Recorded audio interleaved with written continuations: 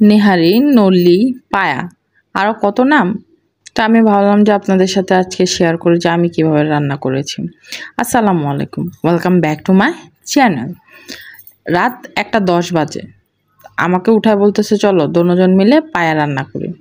তো পায়া তো বাসায় ছিল, পরিষ্কার করাই ছিল। তো আমি ভাবলাম যে রান্না করতে আর কী লাগে, তো রেসিপি দেখে নিলাম একটা।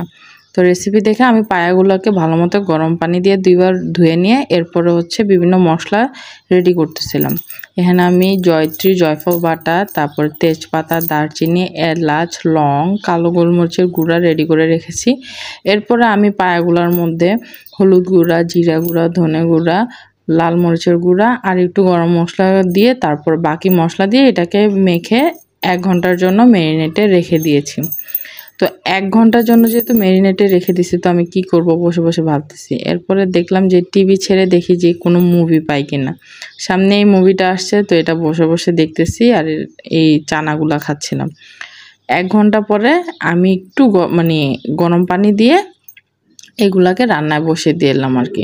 আমার কাছে তো প্রেসার কুকার নাই, তো আমি আর ফ্রাই প্যানের মধ্যেই বসিয়ে দিছি।